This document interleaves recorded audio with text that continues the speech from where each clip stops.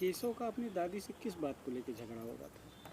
क्यों उसने इतना बड़ा कदम उठा लिया? झगड़ा भैया मतलब यही हो रहा था उसका कि कभी जब शराब पी लेता है ना, तो अचानक ऐसे मतलब रास्ते में हम लोग जा रहे थे तो हमेशा मतलब गाली गुप्ता देता था। तब भी मैं सुन के उसके बात को कभी गौर नहीं करती थी।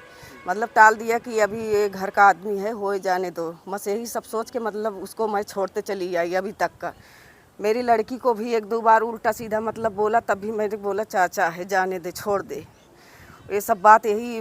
और उसके बाद क्या कहता है कि तुम्हारे मतलब जो ना तुम लोग पूरी ज़मीन मेरे मतलब माता पिता का हिस्सा ले लिए हो।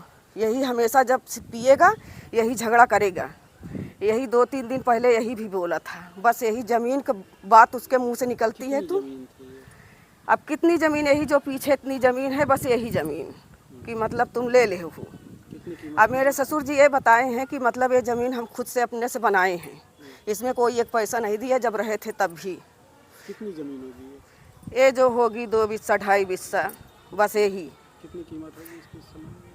अरे जो कीमत हो इसकी 1 करोड़ जोन कुछ हो, मतलब इसी ज़मीन को कब्जे के लिए परेशान? इसी ज़मीन के कब्जे के लिए हमेशा मतलब यही धमकी देता है कि तुम लोग हिस्सा मतलब ज़्यादा लिए हो।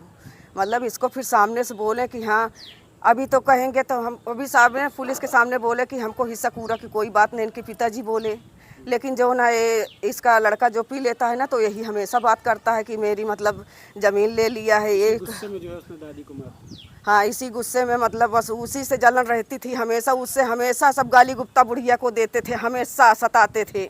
जब शराब पी के आते थे किसी किसी बहाने से उसके पास आते थे, कहीं कि उसको जलेबी खिलाते थे, कहीं कुछ करते थे, कहीं कुछ धकियाते थे। इनका लोग का यही काम है, अगर पी लेंगे तो घुस जाएंगे घर में, हमको भी धकियाएंगे, ढूंढा दो मतलब दाब दिए 1-2 दिन। किसी न किसी तरीके से, हाँ, किसी न किसी तरीके से ये लोग बहाना बना के मतलब हाँ, मेरा मेरा आदमी बाहर रहता है, गाड़ी घोड़ा चलाता है, शाम को पियेंगे तो हमारे घर में घुस के झगड़ा करेंगे, लड़ाई करेंगे, जबरदस्ती वहाँ पे भी पहुँच जाते हैं। आज भी वही लिखवाने की कोशिश कर रहा था, नहीं नाराज हो गए तो मार दिया? क्या मालूम क्या उसके मन में था, अब भगवान जाने उसके दिल का हाल क्या था क्या नहीं था।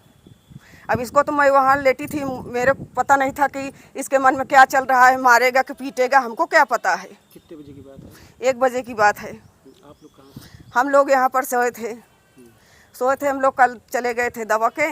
अब उसी मतलब हम लोग के धूप लग गई थी और लड़की को दवा खिलाए, सो गए।